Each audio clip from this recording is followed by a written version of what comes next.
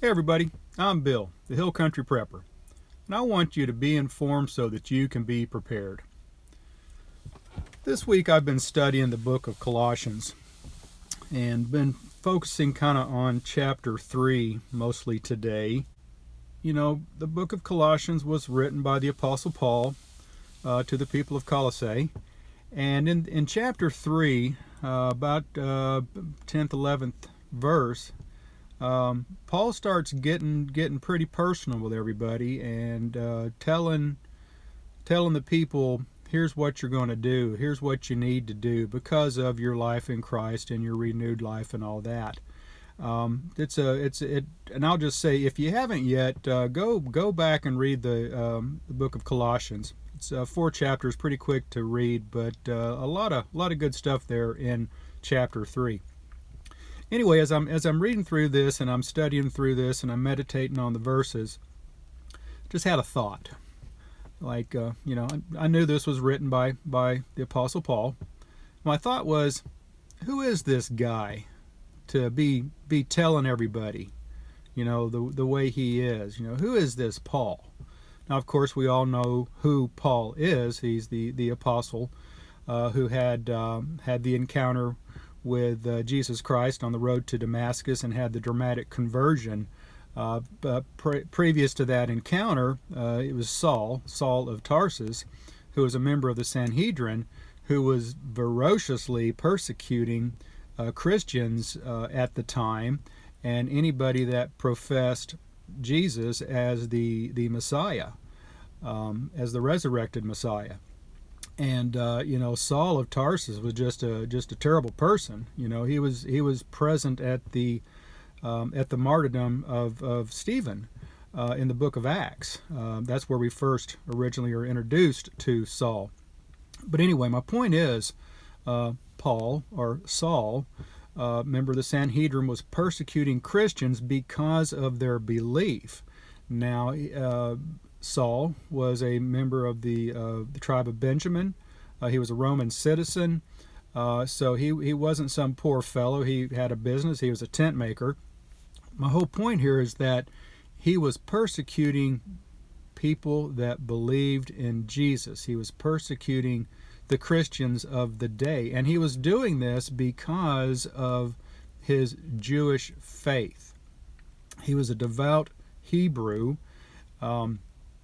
And this is what, it was the Jewish people were the ones that actually crucified Christ because they couldn't accept him as the Messiah.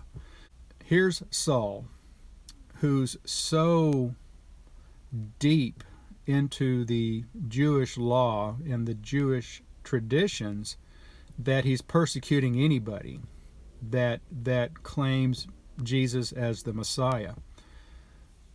This got me to thinking, doesn't this sound real similar to where we are today? Where if you don't believe the way the majority of people believe, that you're persecuted.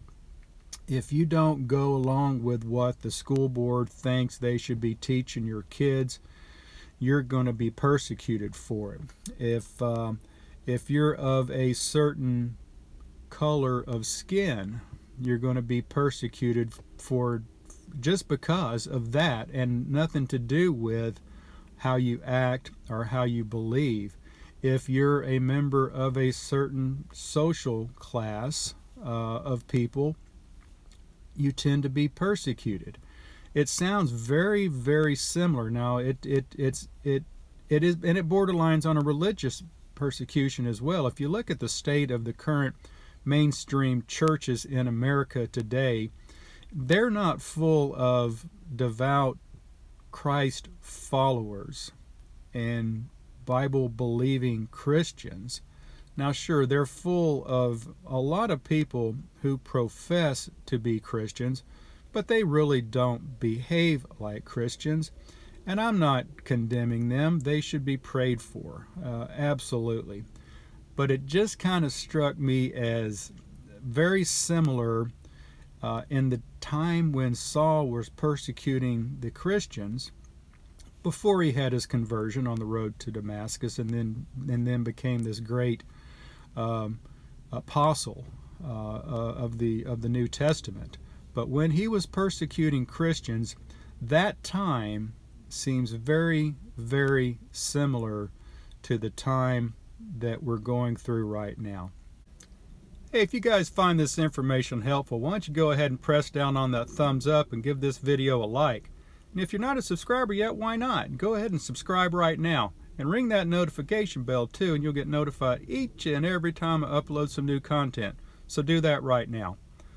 Guys, like I said, just kind of got me thinking about the way things are going these days and the persecutions that we're seeing. And it's funny, when you read the Bible, a lot of times, many times, you can read something, an event, a happening that occurred back then, and it definitely ties directly to what's going on in today's world and what's to come.